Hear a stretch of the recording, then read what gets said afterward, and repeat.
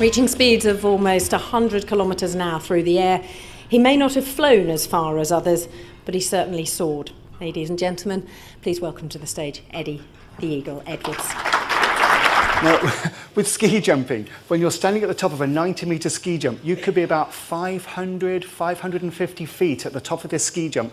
You're coming down at about 75, 80 miles an hour, and then you launch yourself head first out over your skis. So it does help if you know what you're doing. I came along and I went from a total beginner to the 120-metre ski jump in 5 months. Yes, I did what you might call a crash course. Now, I didn't have any insurance. Couldn't afford insurance.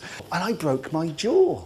So I went back to the hostel where I was staying. I grabbed a pillowcase. I wrapped it around my face, just to hold my jaw in place. And I carried on jumping. I was determined to do my first ever European Cup competition with or without a broken jaw.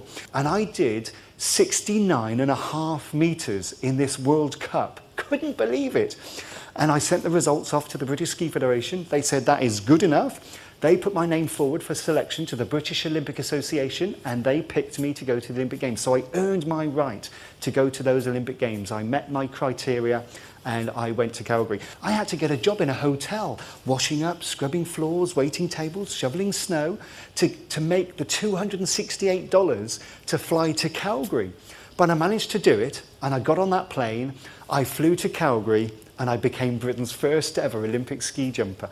It was, I say, 28 years ago, Calgary. It was absolutely fantastic. It was my dream to get to those Olympic Games, and I loved being there. I was just going to enjoy every single second of being an athlete at the Olympic Games. And I made my dream come true. And if I inspired anybody back then, whether in sport or in business or in academics, that if you've got a dream, you should try and hold on to that dream and try and make that dream come true. My dream came true by getting to those Olympic Games. And then there was a fourth reason why I became so popular at Calgary, and the most important reason of the lot.